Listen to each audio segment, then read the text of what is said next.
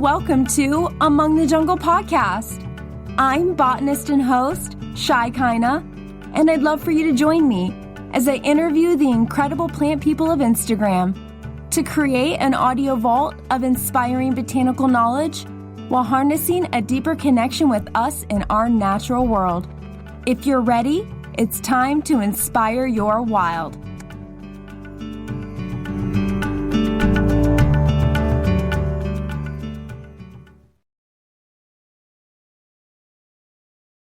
Welcome back, Jungle Dwellers, to episode number 5 of Among the Jungle podcast.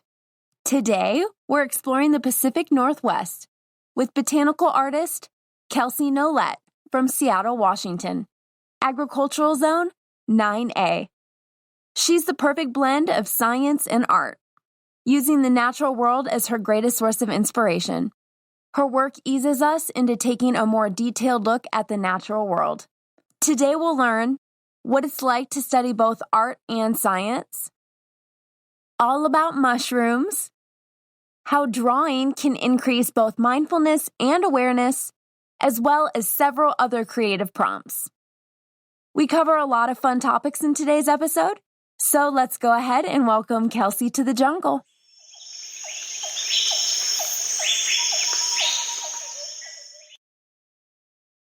Welcome to the jungle, Kelsey, and thank you so much for being here. I am so appreciative. Oh, thank you. Yeah, good to be here. I'm glad to talk about it. Anytime I can talk about plants is always okay.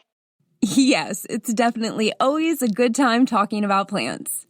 So why don't you tell us about your first significant memory of plants and how plants became a major part of your life and business? If you want to go all the way back, so my parents, I grew up in Kansas. My parents both grew up on very small farms in the middle of Kansas. I think they met in high school, but their graduating class of 13 people. It was a really robust graduating page. Oh, wow. It was, you just see their yearbook and there's only 13 pictures on it. It's really incredible. So they were, connected to agriculture, definitely went a different way after graduating college, where their family stayed back and had the farms, but, they were still connected to, landscaping. When I was growing up, and I used to, specifically, I remember planting with my dad. We would do tulips outside, bulbs, and my mom always had the hyacinths in the front. So those smells are always, really triggering for me when I can get hold of those scents. But that would probably be my first experience doing that. And I've always had a lot of plants, not really knowing how to explain it. Like, this was just how I decorated. And then just through the years, it was always something like, oh, I have to move all of my plants. And there's always too many, probably. But it just kind of sticks with you. And some people I know experience it later, realize that there was something missing that they wanted to take care of, and a passion that they wanted to pursue. But for me, it was just kind of always something you had in the house, not to the extent of like the passion that I have now or the involvement that I have with my professional life, but it was always around. And I think I found a while back, and I think my dad still has it, probably in the attic, but I had made a illustrated book at maybe 5 or 6, where it was the story of a flower that had been picked, and she missed her friend, so her friend got picked too, and they lived together in a vase. The whole story. That was the whole story. Oh my gosh, that is the cutest thing I've ever heard.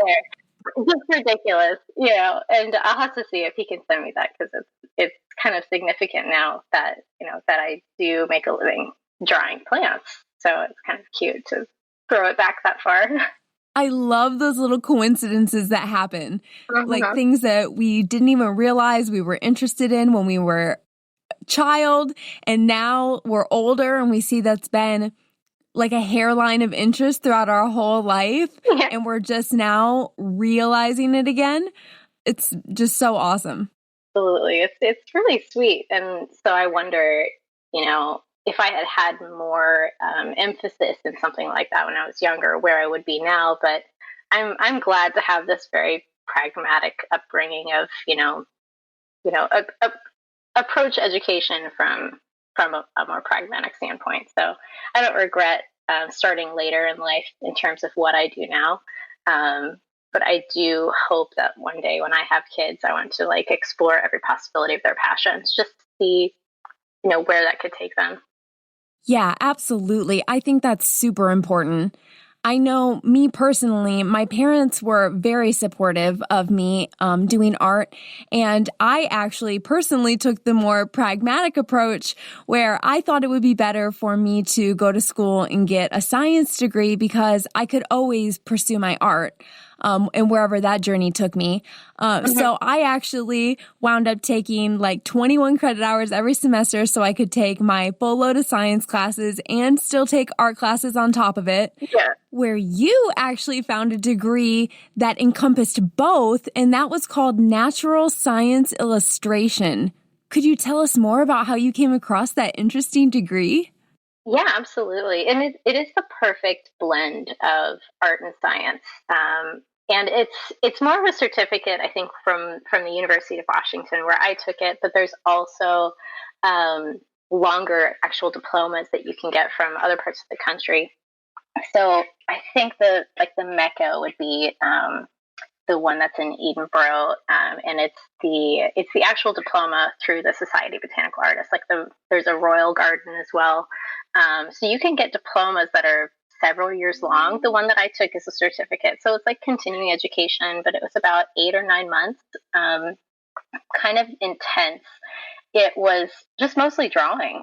We learned a lot about the structure of things, and they approach it not just plants, but they do invertebrate and vertebrate, and a botanical section, and then wildlife as well. So it's a great way to start from the beginning. And we had a really interesting mix because I had about half scientists and half artists, which was just incredible. And everybody has the same story. Like these were real laboratory scientists, people who are working in the fisheries department, people who work in,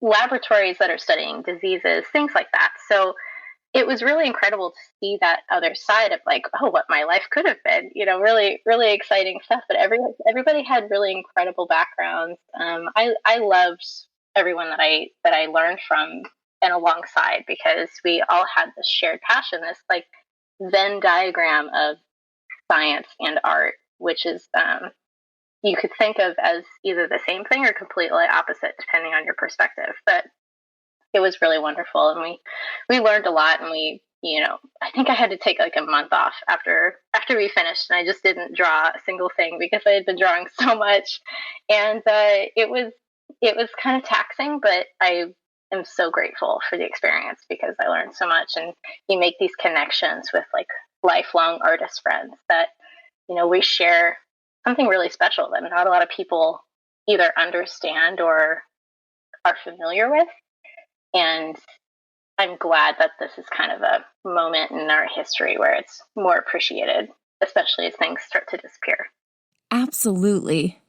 Now there's like this huge upflux of plants. And I remember when I was going to school, it was not cool to be interested in plants. It was like way below. I mean, cat ladies are cool now too, but it was like way below being a cat lady. You were like an old granny if you were interested in plants.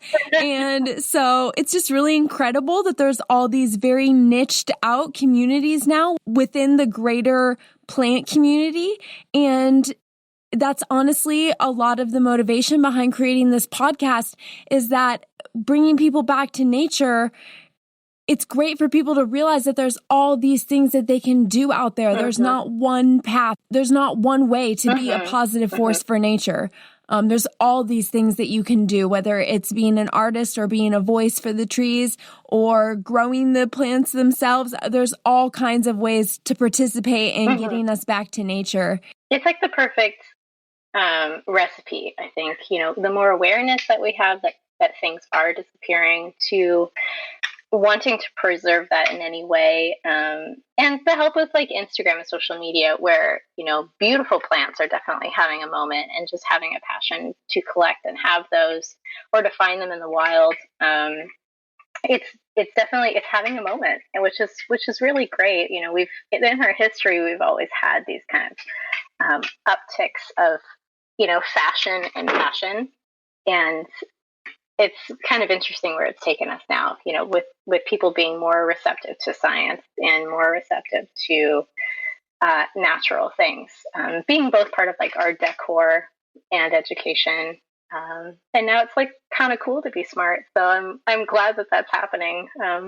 Me too. And there's this special magic about plants that just makes us so naturally curious and drawn to them.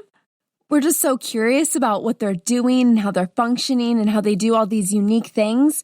But then at the same time, we have this very special connection to them where we literally cannot survive without them. So that's a very, very deep connection to have. Yeah, and then yeah. they also bring about these like therapeutic qualities that we're just now starting to be able to dive deeper into science to explain. And I just think it's amazing how they affect us in all these different ways. It's just very magical. Absolutely. And even if we can't explain it now, I'm hoping that we have a better understanding, because I'm kind of getting a little obsessed about the microbiome as well, and how things can actually influence our thoughts. The things that are living within us at a micro level, things that we eat, what we're around, the things we touch. And I'm wondering if there's, and I'm sure they're exploring this, of having a lot of plants in your house or being around a lot of natural things can affect you in a way that we can't explain now. But if it does uplift your mood, why is that happening? Is it a smell? Is it a pheromone? Is it because now we have these small escapes as we become more urban, and we need that connection, because some people are on a high rise and they can't access a natural area that hasn't been touched by humans. So having, a little area that's just for you of life, it's just really nice. Yes. And we talked a little bit about that in episode 3 with Mike Lane. That was all about bonsai. And that was kind of how bonsai came about as well.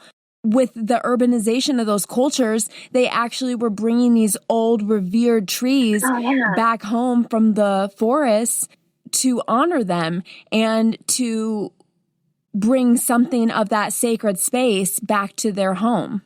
And I just think that goes to show that if this has been something that we've been drastically clinging to since as far back as bonsai began, I feel like that just goes to show, even without scientific evidence, that we have a deep connection with plants and with nature, and it's directly correlated to our happiness and our better living.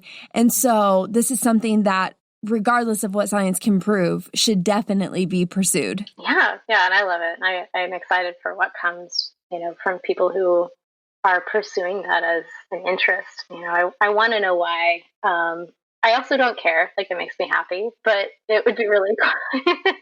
It'd be cool to know, what's going on, and how do we make sure that we're able to hang on to that, for sure. But yeah, I love that story about the bonsai, about how people were, trying to make sure that they bring things in. I also, it's curious how we still manipulate it. Humans have just been manipulating things for millennia. So it's very curious, kind of overlaps with that fun perspective of how plants are manipulating us. We preserve the ones that we think are beautiful or useful. So it's almost their survival tactic to appeal to humans, so that we will make them available all over the world, and they basically could never go extinct. So one day, every house will just be full of Monstera, and I hope that's not the last plant that's still like surviving human hands. I know. It's so true, though. But like they say in all of science, the observer cannot help but influence or affect the observed. Oh, that's good. So basically, we can't even appreciate something without having some kind of influence on it just by being in its environment or proximity. It's just really magical because it makes you realize that we're all in this giant co-creation process with the plants and animals and the earth and each other. That's and so good. that's a pretty magical thing. Yeah, Yeah, it's super funny. Potatoes everywhere and Monstera. That's basically our future. Exactly. Potatoes, corn, and monsteras. Oh, I hope not. No. I won't be too mad about the monsteras, though. That is my favorite plant. Yeah. Now, if you don't mind, I'm going to quote you here for a second. I read something very beautiful on your website, and I wanted to expand upon it. So you said, you describe your artwork as an effort to show what is not seen at first glance, a spotlight on what is beautiful, stark, and serene, a hope to bring attention to the small and unnoticed from living things beneath our feet that just become a part of the landscape without a hand to move the magnifying glass. You do such a beautiful job at drawing our attention into your paintings, to the little tiny details. And I'm curious how you trained your eye to begin seeing those tiny details. Was it through drawing, or was it through growing and caring for plants? Yeah, and part of that is from the drawing, absolutely, because you can't draw what you can't see.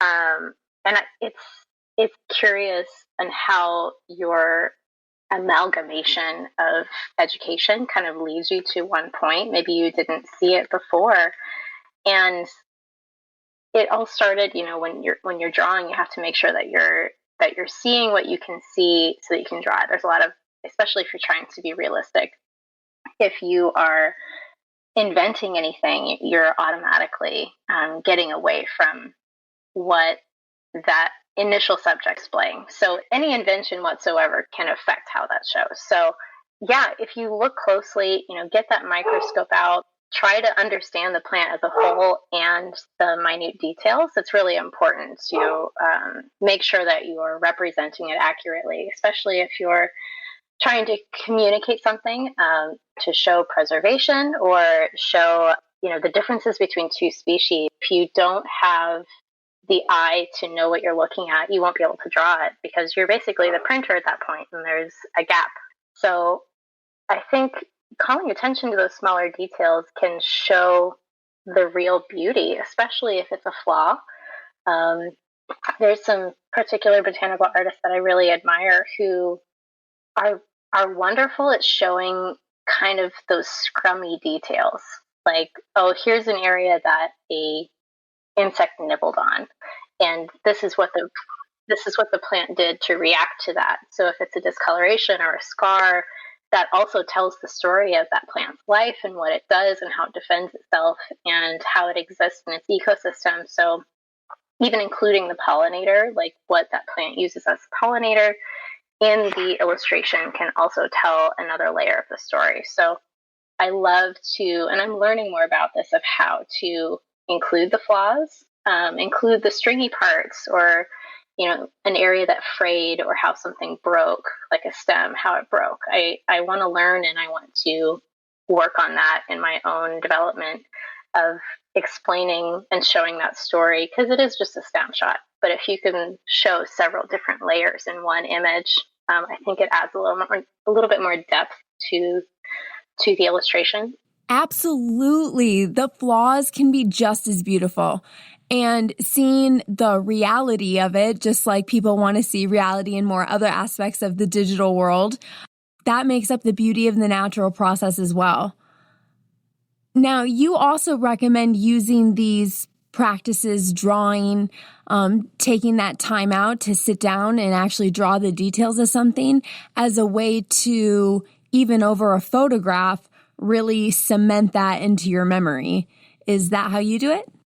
Yeah, I mean, you're experiencing a plant, if you spend time with it, you're experiencing it sometimes from the time that you gather it to the time that it dies. Unfortunately, flowers go really fast, some more than others. So you are seeing the stage of its life. If you can, draw it and put it back outside, that's always an advantage because you can keep it going. But you do see several phases of its life, and especially if you can include and communicate what's so great about this plant or so great about this subject to the viewer, it can help them appreciate it a little bit more. So maybe something that you wouldn't see just in passing, but when you spend more time with it, you can see beneath what it shows you initially at first glance. What a beautiful way to practice mindfulness, and with our favorite subject. I remember when I first became a photographer, and I was obviously into digital photography, I felt like looking through that viewfinder and really having a moment with whatever subject was on the other side of it was such a deeper way of like taking a moment to really experience something. Eventually, I realized that I had just like tons and tons and tons of like leftover imagery or imagery. I had taken so many photos, I really didn't even have time to go back to them. And so I actually started pursuing film photography, which limited how many frames I had to work with and therefore challenged and expanded my perspective of things, forcing me to kind of look outside of my normal perspective and work with the limited amount of shots that I have and really making the most of it. And it seems like drawing, again, takes that to a next level where you're just having a super mindful, intimate moment with the subject, the flower, the plant, the pollinator, whatever it is. Oh, yeah. And they've proved that you have a stronger memory of something when you draw it. Even if you're not typically a drawer, if you're on vacation and you draw a scene or a landscape that you're experiencing, you will tend to remember it much more concretely than if you just took a quick photo. So I think it's definitely something that is useful if someone's trying to learn more about their subject or about an experience. Even just drawing things around the room, if you're trying to remember a room. I think it concretes things in more of a three-dimensional memory than just a quick snapshot. And there's some things that natural science illustration can portray that photography can't, because you can get in there and eliminate the distracting features. If you wanted to highlight a particular area of a subject, there's things that you can make as judgments as the illustrator to isolate or highlight or leave out.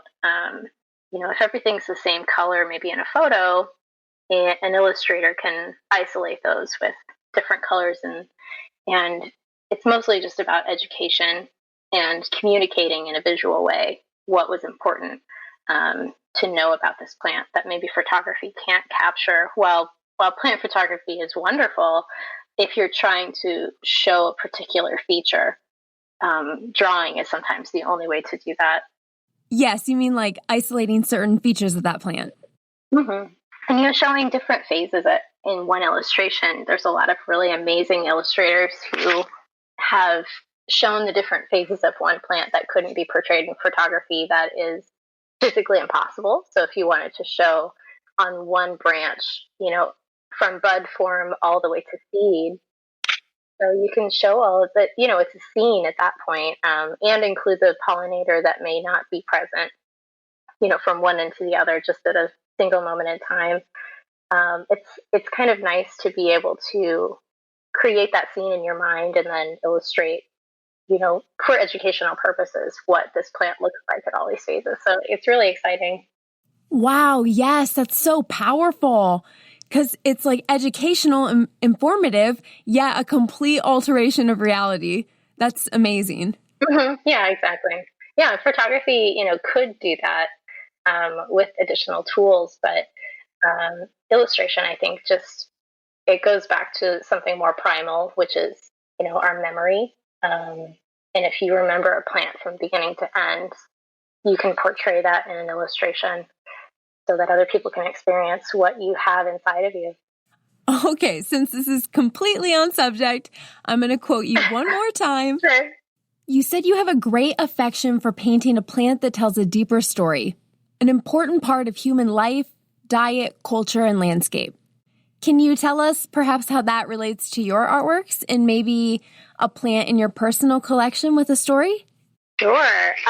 I think more in terms of what I do, I've been drawn more to the commercial side of things, which is, labeling, packaging, more of a fine art display. So I'm more excited about something that has a function or a purpose, especially if it's something that we eat or drink or, ferment. Things like that are I feel like I have a higher connection to when you're looking at something, or if you're more willing to, and like to see it down to it, to buy and display in your home, you want to have a connection to it. So I tend to stick in that realm of commercial and fine art, just so that I can feel like it's going to a purpose. And I love doing packaging. So when I can have an opportunity to illustrate a series of like tea packaging, that's very special to me. And I will definitely enjoy every minute of that, so that I can, have a connection to it while I'm painting it, and maybe already have it in my home, to have as the subject. So it's exciting when it comes full circle like that, and you can talk about it a little bit more. That tea packaging you did is absolutely beautiful. It does feel good when art has a purpose. Mm. So you're based out of Washington State, but in the last couple weeks, you just went down to Oregon to Brighton Bush Hot Springs for a mushroom gathering. Could you tell us a little bit more about that adventure? Yeah, Brighton Bush, they hold this at Brighton Bush every year. I think it kind of goes back to the 70s, where it's kind of passed through several hands, but the current program director does a really great job of keeping everyone engaged. But it's 3 nights, 4 days at this hot springs, which is, I don't think it's technically a resort. It's more of like a retreat area. So it's really nice, toasty cabins, living on this property that's owned and maintained by the residents, and they're completely off the grid. So they've erected this really incredible hot springs. It's geothermal power, so I don't know exactly how it works, but they've put a lot of infrastructure in the way of being off the grid. So they run off of their own geothermal power. They grow their own food or source it from nearby farms.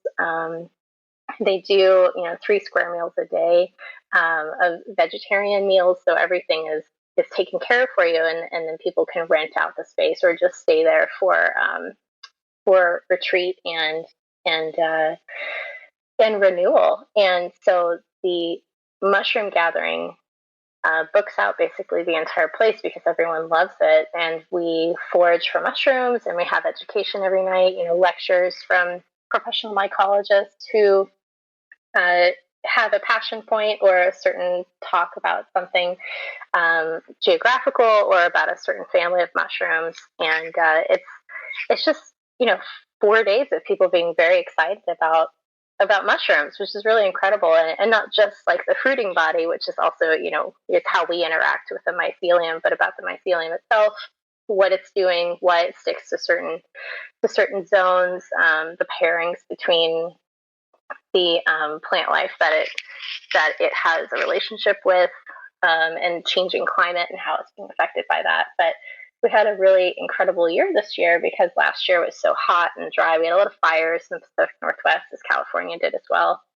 And so this year, we just had the perfect recipe of kind of a wet, mild summer. So everything that couldn't fruit in the last few years is just going to the wall, like throwing all of their fruiting bodies out. You couldn't step every couple of feet without stepping on a new type of mushroom. And I just packed up my phone with so many pictures of corals and wood fungi and 40 and 50 pounds of chanterelles that people were coming back from these foraging trips with, and their baskets were just chock full. It was incredible. And so you gather as much as you can. We bring it back, and the professional mycologist will categorize them, and they have kind of a formal lecture at the end, just talking about the differences and in the pictures. I mean, these are 6 or 7, 8-foot tables, and everything was just packed full of mushrooms. And it was really incredible. I've never seen so much in my life. I've never seen so many types, so much physically in mass of mushrooms. Now, were most of them edible types?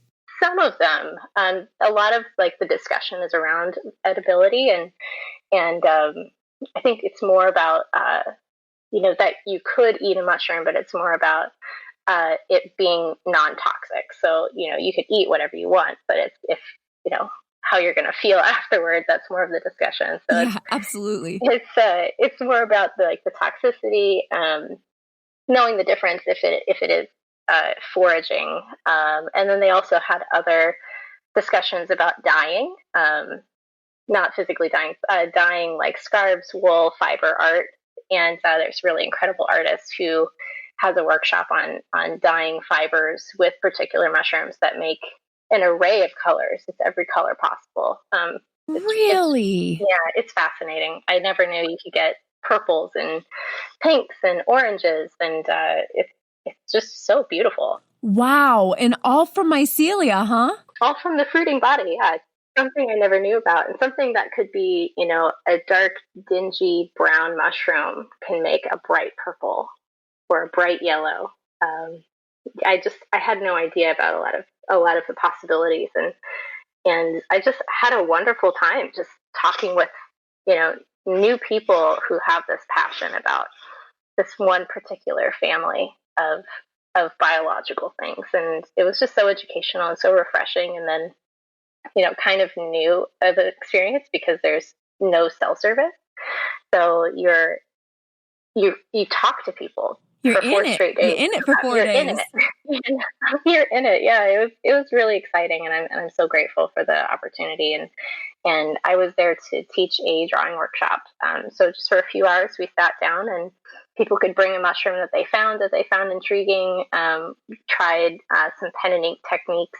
So we kind of touched on scientific illustration because typically for book reproduction, pen and ink was the way to go.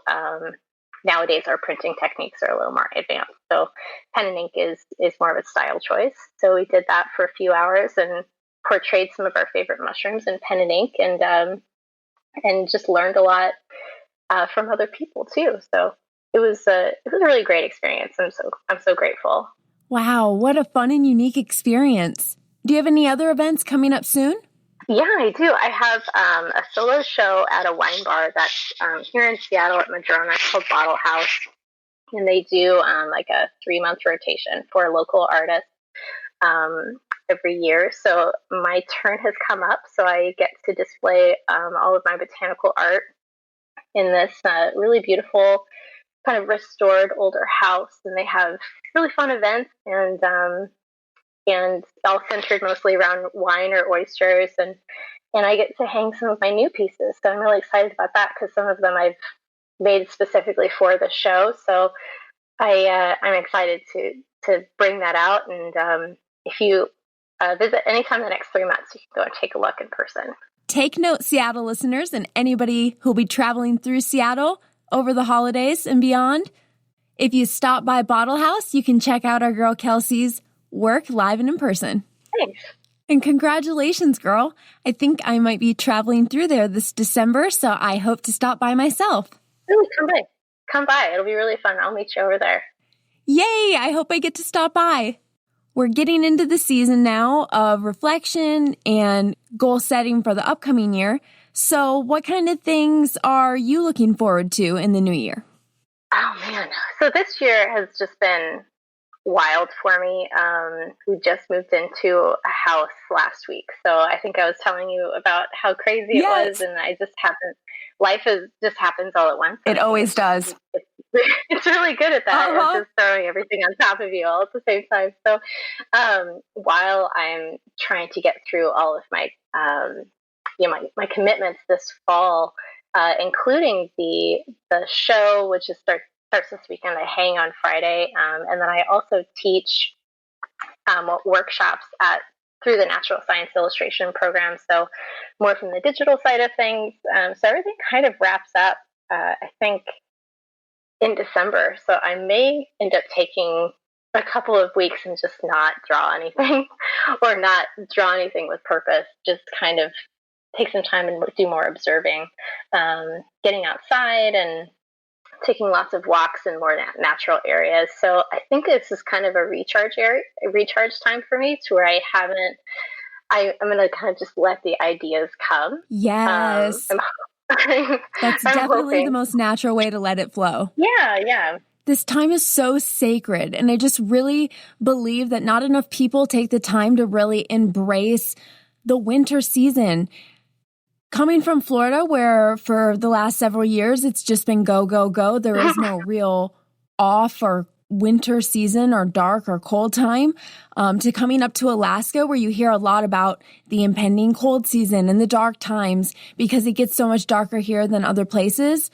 I just think that not enough people are really embracing that. It does get darker here, but it's such a beautiful thing to rest and relax, re-energize, reflect, get inspired, journal, do all the things that really lay a solid foundation for you to spring forth and bloom and explode in the new coming year. Yeah. Are you ready for your first winter? Yes. After living in Florida and being on for so long, it feels very good to have this period of rest and relaxation. And really, it's more about just allowing the inspiration to flow through the spring and summertime. Everything can be so loud and busy, but the winter is so quiet. And when you get quiet inside, so many ideas and inspirations and everything flood in. So I'm really using this time. I have a lot of goals for the podcast for next year and my own personal ventures. And so this time I'm really using to journal and reflect and enjoy and begin to lay the seeds for all the things that I want to start breaking the surface in spring.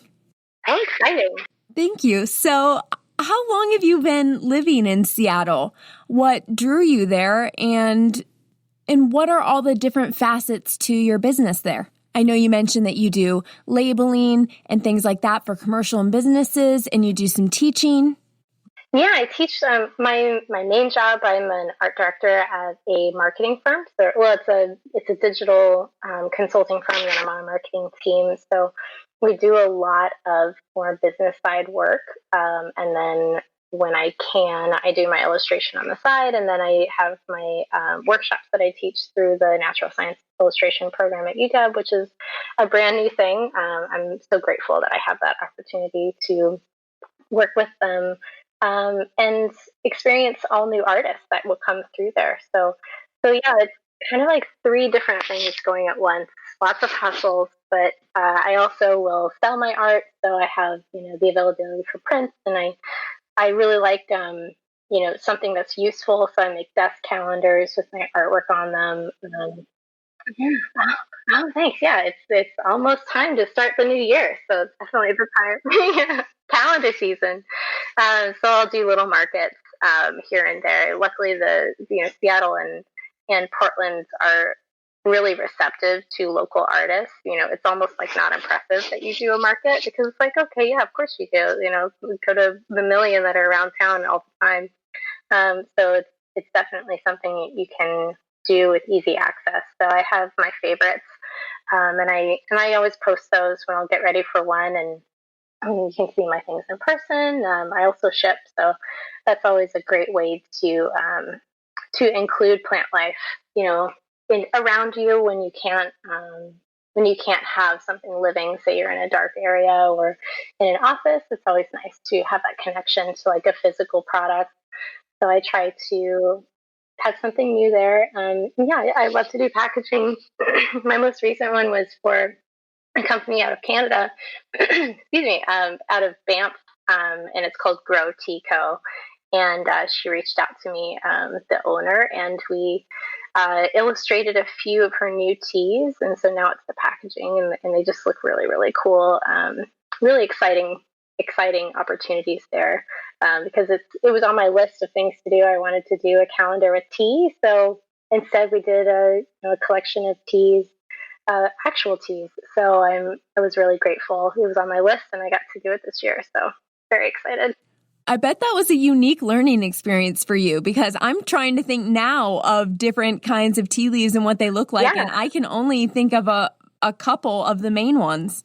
Yeah, you forget what they look like. A lot of them are, if it's a black tea base, it's always coming from the camellia plant, which kind of just looks like a foliage plant. And I've seen people landscape with tea plants in certain zones if you're lucky enough to have something hardy. Yeah. But you think about it and then you put the two together and like, oh, this mint plant is the same thing as in my mint sachets. So it's and really, if you have a mint plant, you can just throw it in a cup of hot water and it'll do the exact same thing. So it's kind of fun to see the differences. I did learn a lot about how teas were made specifically because she was explaining, Earl Grey, how it has that particular bitter flavor because it uses the oils from the rind of the kaffir lime or the bergamot. It looks like a wrinkly, brainy lime. Really? It's super weird. You have that on your website, don't you? Yeah, that's the one from the okay. packaging. Okay. And I had no idea. And it's the weirdest looking fruit, but it was really exciting to illustrate because it has all these warpy, brainy indentations and wrinkles, and it has a really interesting shape. So that was a really fun one to do. And I learned about how they make Earl Grey tea. So that was really cool. Yes, learning along the way. That's why it's so great to connect with other plant people. It's just like there's all these little micro universes inside just the broader perspective of biology. And it's just like you can find somebody who's an expert at tea. You can find somebody who knows everything about mushrooms. Whatever you focus on just expands. And I'm really grateful for social media for connecting us that way because I think that's how she found me. It's a great way to get yourself out there and connect with new plant friends. So if you ever had a reservation about posting or talking to people, in not like a creepy way, but like trying to be friends online is I think a good way to increase your education and your exposure, which is really great. Yes, I definitely think that we should take the interactions and relationships that we built online as serious connections. By connecting, we're really all just expanding our education, our networks, our awareness, our relationship with others, our impact on the world. It's all really important for progressing us personally and as a society. And I know that this is a passion point of yours. So could you expand a little on how you find local garden clubs or experts or communities that help you expand on what you're interested in? Yeah, absolutely. You have to find it yourself when you live in a different city. But what I did was I connected through my local chapter. So in the Botanical Artists, there's the American Society for Botanical Artists, and as well as the International, which is through, I think, based out of England for the Royal Botanical Society. So every local region has its own chapter. So I primarily started there because it's the Pacific Northwest Botanical Artists, and we get together for workshops and just to gather and talk about what we're working on. But they are a wealth of knowledge just for native plants too, because typically a botanical artist is going to value the things that are in your local area and let thrive without manipulating the landscape too much. So knowing what's invasive, how you can treat your yard, or how you can appreciate the local flora. And if someone was trying to find things specifically about what they could plant or what's living in their area, there's always the native plant societies, which are really easy to find on Facebook.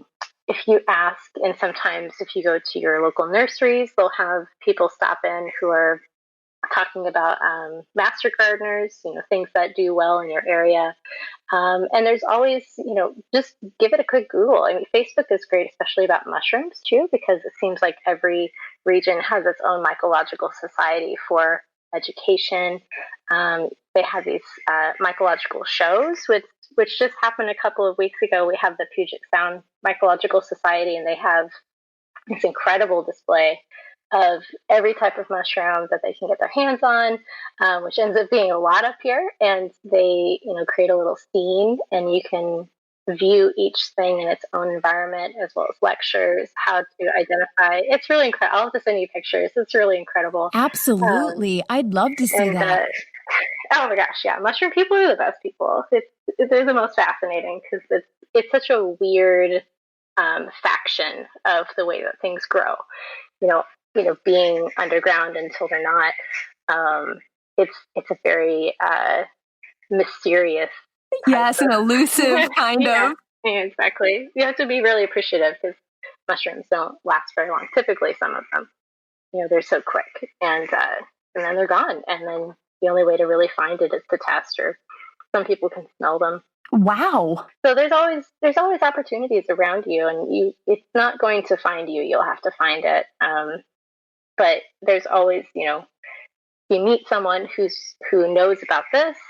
You just have to get out there and learn, and go visit those things. So depending on what the person's passion is, there's always opportunities, and hopefully you have something like that in your area that you can latch onto and engage your passion.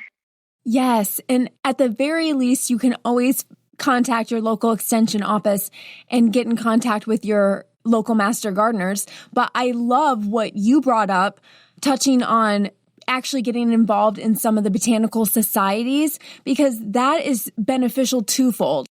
The first is that you're actually supporting what they're doing financially, and that can be anything from conservation efforts to species-specific research and all sorts of things that are really allowing the botanical community to make an impact on the world in a positive way.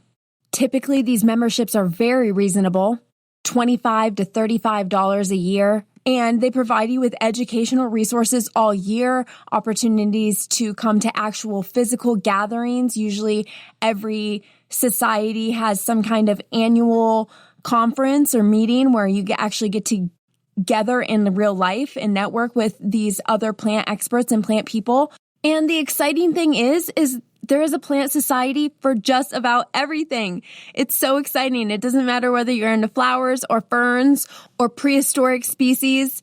You can find a society that's interested in the same things as you. So I definitely think that was an incredible thing to highlight, and more people should definitely be participating in groups of interest for them. I agree. And oftentimes these are nonprofits who, it's all volunteer time. If they are benefiting through grants or through research studies, and if it's not that scientific, if you joined a society that's mostly just about the appreciation of something, if you're looking for something or a way to dig your heels into community, I think younger people especially were more apt to move around, and it's definitely a way to dig in a little bit. If you really wanted a community that you were involved with, that you were a regular somewhere, that's the first place to start. Find something that speaks to you, whatever it is, and go there and be around like-minded people who share the same passion, so that you can feed your soul with something that's exciting. Something that keeps you up at night, that gives you goals, that gives you something to get excited about.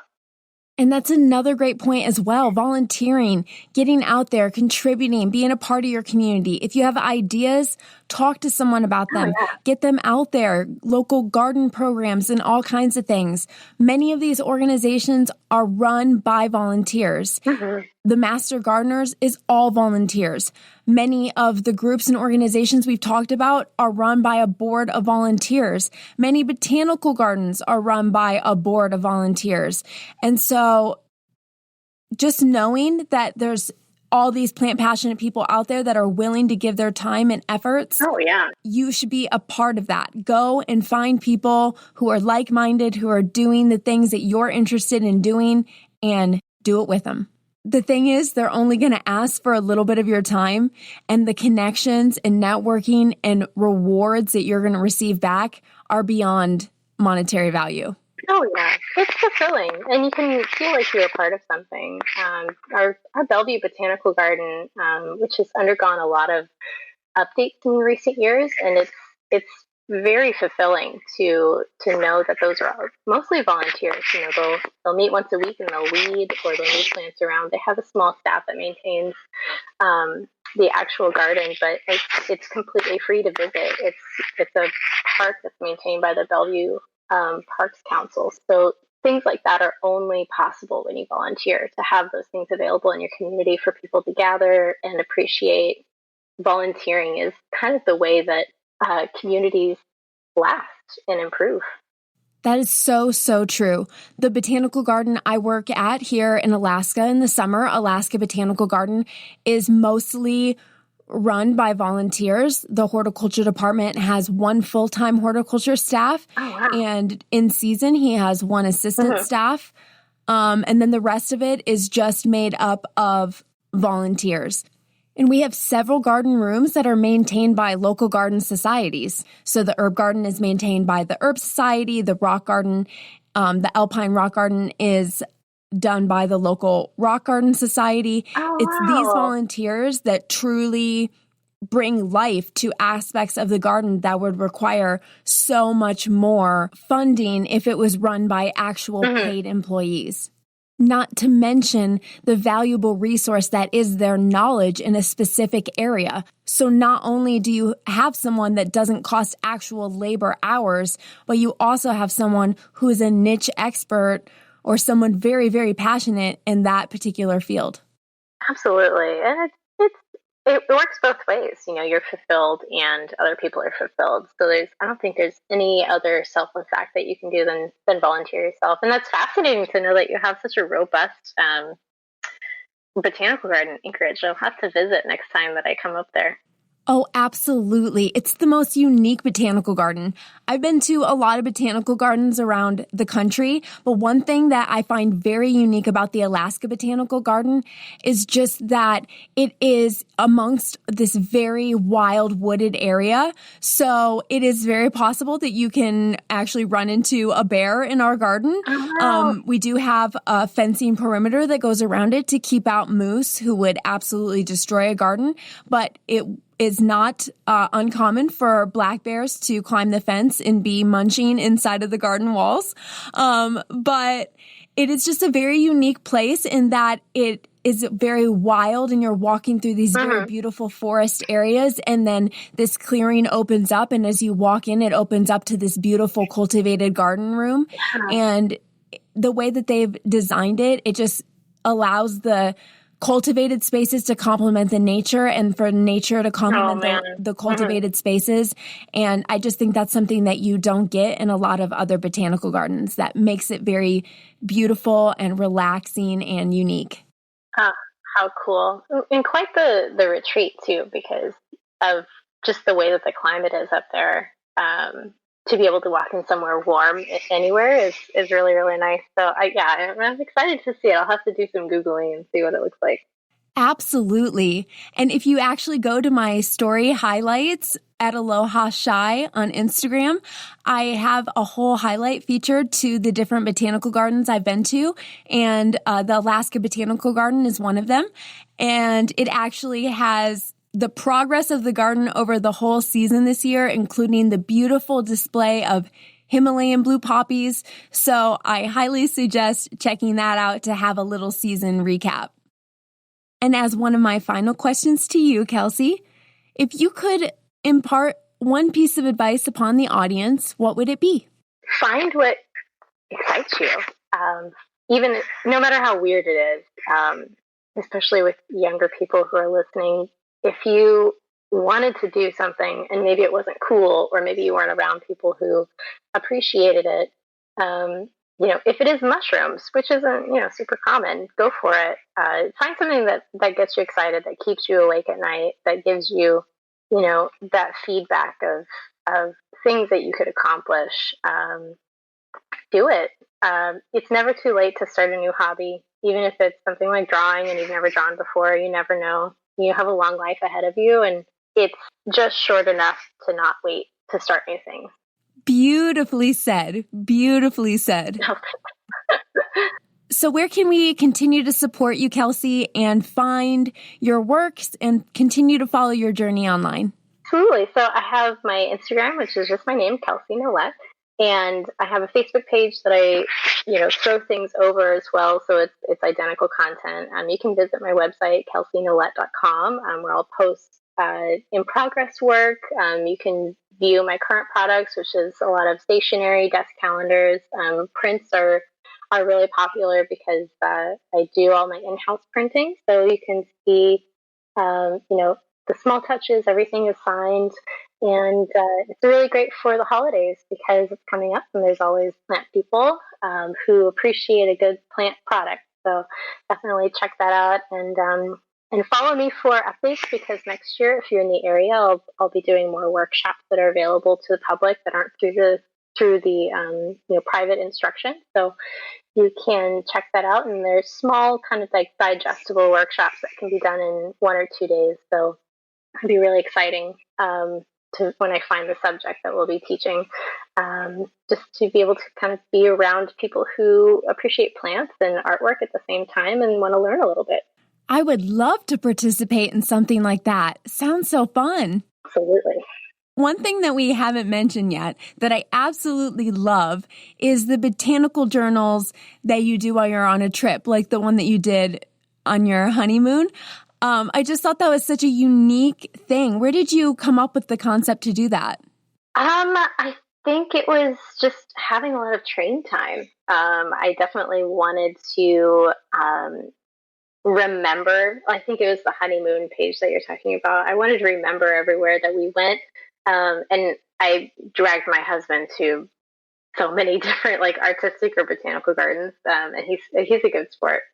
So I wanted to take something from every place. And I don't recommend this if you don't know what you're grabbing. Most of the time it was like a weed or something. So I would grab something that could be easily pressed. And it was That's almost what I loved about it. It had this very wild characteristic to it. It wasn't necessarily like the plants that you selected were plants that you could really identify, but instead they were like these delicate, romantic little findings that you collected along the way. And I just really loved that. Yeah, I was a little worried that I would get in trouble at customs, but turns out dried stuff is okay. So most of the time, and it was pressed and small enough so it wasn't a concern because they were basically dead by the time I got back. But I think pressed flowers are one of the only things that they allow if they're small and minuscule and not endangered or posing a threat to the existing population. So I wouldn't recommend that for everywhere that you go, but since it was mostly cultivated from like botanical gardens or regular gardens, and some of them were just photographs. So if I didn't feel right, like taking a cutting, if it was like a real plant that was being taken care of, I just took photographs instead. But we centered our honeymoon really just around natural places that we could be, and we took a lot of bike rides and walks, and I probably dragged him like five art stores around Paris, which I feel a little bad about, but he was a really good sport and just kind of like hung out. So it was a really great experience to come back with these mental and pressed souvenirs of everywhere that we went. It was really special. Well, you are such an inspiration, and I'm so, so thankful that you came on the podcast with us today. Absolutely. And I certainly hope to connect with you in person in the future. Oh, awesome. But yeah, well, thanks so much for having me on. I really enjoyed the conversation.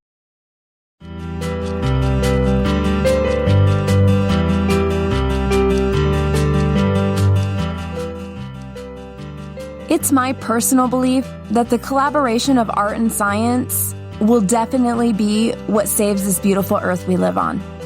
And it warms my heart to meet people like Kelsey, who are so passionate about both. And since it's the season of gift and gratitude, you can show your gratitude for our guests and for your favorite plant friends by heading over to KelseyNollette.com to shop all the botanical gifts she has to offer and use code JUNGLE20 to get 20% off. As usual, I have a challenge for you this week. Next time you go to take a picture of a beloved plant, take a moment to draw a picture instead. Doesn't have to be super detailed, and it doesn't have to take you a lot of time, but I would certainly love to see all your drawings by tagging me at Among the Jungle Podcast on Instagram. And while you're scrolling, follow our girl Kelsey Nollette as well. That's Nollette. The show notes for this episode are at amongthejungle.com/005. And please, please, please, please subscribe, rate, and review this podcast wherever you're listening from. I hope this episode inspired your wild, and I hope we all take a little time out each day to move that magnifying glass and take a mindful minute with what we discover in the details. Until next time, fellow jungle dwellers, love, light, and aloha.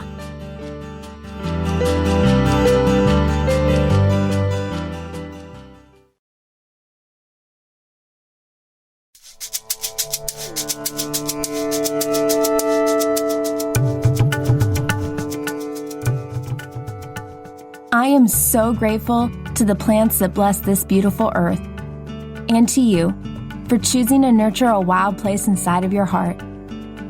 I hope this episode inspired your wild, and I'd love to hear your feedback, suggestions for future guests, and other botanical notes at amongthejungle.com or amongthejungle on Instagram. It's been lovely exploring this exotic world with you today, and I look forward to where the journey takes us next week. Mahalo for tuning in, and stay wild.